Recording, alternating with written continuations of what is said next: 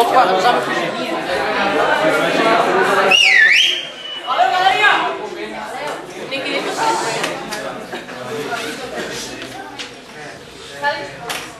Valeu, querido! Galera, o negócio é o seguinte. Começar corrigindo a tarefinha que eu passei no final da última aula. Uma tarefa que deve trazer lembranças, né, bem interessantes para a galera que fez segundo ano aí. A gente já calculou muitas vezes esse tipo de coisa. É bom fazer uma vez agora só para rememorar, né? Não é algo que a gente vai repetir muitas vezes. Eu pedia para tu pegar água e levar do estado sólido a que temperatura? Menos 10? Eram 200 gramas, né? A massa da água era 200 gramas até o quê? Até vapor d'água, portanto, a 200 graus Celsius. Se eu não informei nada a respeito de pressão, a gente supõe que isso está ocorrendo na pressão normal, uma atmosfera. O segredo para tu não te perder na hora de fazer o cálculo, primeiro, não pense em fazer uma conta só, não existe isso. Uma conta que responda afinal, não dá. Tu vai ter que fazer por partes. E para não te esquecer, vale lembrar que o gelo vai ficar nesse estado até uma certa temperatura que tu conhece, depois vai passar para o estado líquido, aí vai passar para o estado líquido bem no limite entre o estado gasoso e depois vai passar para o estado gasoso. E esse espaço é importante tu completar a temperatura em que ocorrem essas transformações. Tu é que tem que lembrar que o gelo derrete a 0 e durante o derretimento não muda a temperatura. A água vai ficar líquida até 100 e quando se transformar em vapor vai continuar a 100. É o primeiro e último que tu dá, né? Exatamente, eu só forneço o primeiro e último. O aluno tem que lembrar, né, em qual é a temperatura que o gelo funde e que a água entra em estado de ebulição. Só por questão de organização, vou chamar cada calor desse de um nome, Q1, Q2, Q3 e Q4, e vou fazer os cálculos separadamente para depois somar. Q1 é quimacete ou quimoleza? Por que eu detecto que é quimacete? Pode pensar, porque não mudou o estado físico, sólido e sólido, ou porque mudou a temperatura, duas maneiras diferentes. 200, a água líquida é 1, mas a água no estado sólido, 0,5. Variação de temperatura? 0 menos 10 que vai dar 10. Legal, quem fez de cabeça o 10 não tem problema, mas é importante perceber que continha que foi feita ali, né? 200 vezes 0,5 é 100 e 100 vezes 10, 1000 calorias. Quando eu for calcular a quantidade de calor 2, o que eu faço, gente? Como é que eu detecto que é um quimoleza? Não mudou a temperatura ou mudou o estado físico. Duas maneiras diferentes de reconhecer. A massa nós consideramos que não estamos perdendo nada e o L de fusão. 80, 2 vezes 8, 16 com 3 zerinhos atrás. 16.000 calorias. Q3, que macete, muito obrigado. Massa, não vai mudar nunca. 200, Czinho da água líquida. Lícia, de 0 para 100 variou quanto? 100 menos 0 é 100. 200 vezes 100 é só acrescentar 2 zeros. Parabéns, 20.000 calorias. Agora é o quimoleza não. Mais um quimoleza. E é só lembrar que é sempre intercalado quimoleza com quimacete.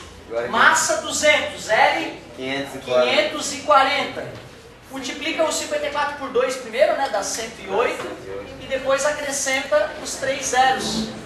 108.000 calorias. E para finalizar, um último quimacete. E nesse último quimacete eu vou usar o Czinho do vapor d'água, que é 0,45. De 100 para 200 variou 100, porque é 200 menos 100, dá 100. 200 vezes 0,45 dá 90, e 90 vezes 100, 9.000 calorias. Como o cara queria saber a quantidade de calor para transformar o gelo em vapor, o último passo ainda é somar cada quantidade de calor para obter o total. Então, quantidade de calor total é Q1 mais Q2. Professor, não fiz essa parte. Ah, tudo bem, cara, é que eu não posso deixar de fazer para estimular vocês a se organizar, né? Vamos ver quanto é que vai dar? 108.000 mais 1.000 é 109.000. Mais 9.000, 118.000. 16 é 34. Então dá 134 mil mais 20 mil, 154 mil calorias. Claro que tu não vai arriscar a tua vaga fazendo uma conta dessa de cabeça no vestibular, né, cara? Bota vírgula embaixo de vírgula e soma 3 vezes para garantir, né? Como é que a UFSC vai cobrar isso de vocês? Ela pode pedir para dividir por 10 mil e colocar o número inteiro mais próximo. Divide por 10 mil. 1, 2, 3, 4. 15,4. Quanto é que tu anota? 15, né? Porque se fosse 15,6, tu anotaria 16. 15,5. Aí o cara não poderia te pedir, porque tanto pode arredondar para baixo quanto para cima. Eles vão ter esse cuidado, fica tranquilo. Certo? Aí viu que o Tonho ali tem uma regra. Via de regra se arredonda para cima, mas de qualquer maneira não, né, ele não faria isso. Isso deixaria um incômodo bem grande. Certo? Galerinha, tranquilo isso?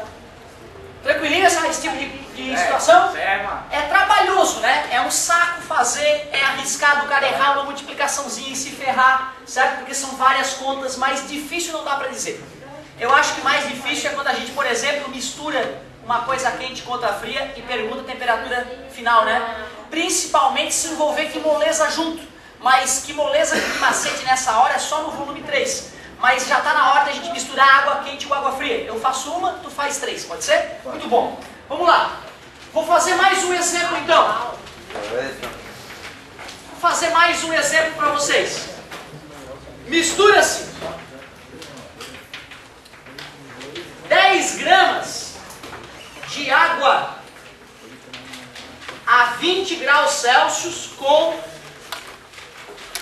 90 gramas de água a 70 graus Celsius. Desprezando as perdas, calcule a temperatura de equilíbrio térmico.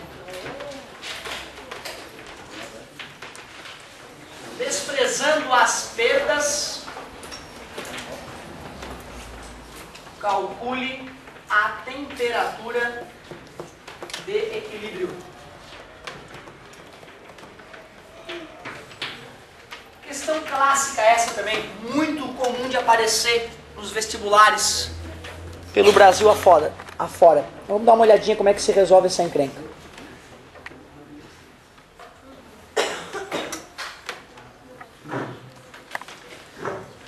Vê se vocês concordam comigo. Quando ele está falando que é para desprezar as perdas de calor, ele está dizendo que eu vou misturar a água quente com a água fria. Vou misturar tudo e esse dispositivo que eu estou usando para fazer a mistura não vai deixar o calor sair de dentro dele. E muito menos vai deixar calor entrar para dentro desse sistema. É um sistema chamado adiabático. Lá em termodinâmica, no segundo ano, nós falávamos sobre adiabático, de volta e meia, né? Adiabático é o cara que não troca calor com o meio ambiente. Quem é que ganha, quem é que perde calor numa situação dessa? O frio ganha da quente, afinal o calor sempre flui do corpo quente para o corpo frio. Se a água quente perder 1000 calorias, quantas calorias terão recebido a água fria? Terá recebido 1000. O que tu está me dizendo é que o calor recebido por uma mais o calor perdido por outra tem que dar 0. Afinal, perder 1000 é menos 1000. Receber 1000 é mais 1000. E mais 1000 com menos 1000, 0. Essa ideia, galera, cuidado, isso aqui não é uma fórmula. Isso aqui é uma ideia chamada de princípio das trocas de calor.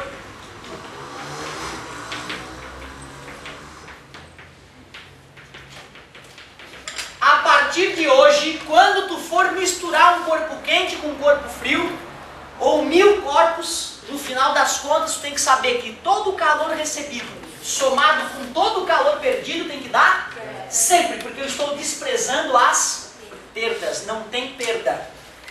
Para que eu possa aplicar essa fórmula, gente, eu primeiro vou ter que calcular a quantidade de calor recebido e a quantidade de calor perdido. E vocês sabem que a água fria ganha, não é isso? Recebe, no caso, recebe, e a água quente perde, não é isso? Como que eu vou calcular o calor que a água fria recebe e que a água quente perde? Que macete ou que moleza? Que macete é 0. Parabéns, na hora que for, na hora que tu for misturar gelo, o primeiro passo é que macete até zero. Mas será que pode chegar a zero misturando água a 20 graus com água a 70 graus? Não, então nesse caso basta fazer o quimacete. Quimacete na água fria, quimacete na água quente. Massa de água fria, por favor. 10 gramas. Czinho da água líquida. 1. Temperatura final. 50. Não sei, aí tu deixa TF. Temperatura inicial. 20. Não tem como fazer essa conta, gente. Como é que eu vou calcular a quantidade de calor que a água fria recebe se eu não sei a temperatura na qual ela para? Mas se eu não sei, eu vou deixar a letrinha que eu não sei, vou fazer o quê? Por favor. Que 90 é a massa de água quente. O 1 é o Czinho da água líquida. Como eu não sei o TF, eu deixo o TF, mas eu sei a temperatura inicial. Vocês concordam que o TF da água quente e da água fria vai ser o mesmo? Então, representar os dois pela mesma letrinha TF é justo. Eles são iguais no final das contas. E agora que eu escrevi a equação para água fria e para água quente, eu volto para o princípio da troca de calor, que é o princípio que norteia toda a troca de calor. Quem é o calor recebido mesmo é da água fria. Como é que eu escrevo esse calor? 10 vezes 1 é 10, que multiplica TF, menos 20, mais calor perdido. 90 vezes 1 é 90, TF menos... Pronto, agora é matemática básica. Faz o chuveirinho, soma os semelhantes e isola a incógnita. Chuveirinho, por favor. 10 TF. Muito obrigado. 90 TF. 63. Parabéns, 63 com 2 zeros. Show de bola. 10 TF mais 90 TF. 100 TF. Menos 200 com menos 6.300. Menos 6.500. Menos passa para o outro lado da igualdade. Mais. Vai ficar 100 TF igual a 6.500. Está multiplicando? Temperatura final é 6.500 sobre 100. Eliminando os zeros. 65 graus Celsius. Vamos verificar se faz sentido essa resposta final? Eu tinha mais água quente ou mais água fria? Muito mais água quente, não é isso? 9 vezes mais água quente. Então a temperatura tem que terminar mais próximo da água quente. A água quente estava a 70, só 5 graus de diferença. A água fria a 20, o que dá 45 graus de diferença. Realmente, né? Uma tinha 9 vezes mais massa, então a outra sofreu 9 vezes mais mudança de temperatura. Faz todo sentido. Quimacete na água fria, quimacete na água quente, soma igual a zero. É isso. Só essa é a técnica. Bem mais fácil do que quando tem quimacete e quimolesa, né? Daqui a pouco nós vamos ter que misturar o quimacete com quimolesa, mas por enquanto não.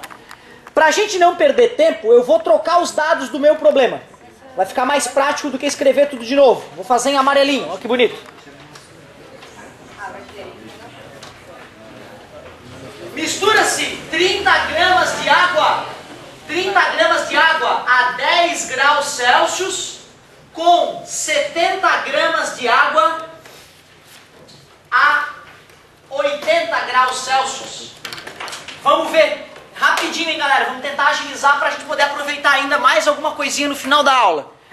Faz rapidinho. O ideal, de repente, é nem olhar para o quadro, tentar fazer na raça. Se empacar, olha para o quadro. Empacou de novo, me chama. Vamos.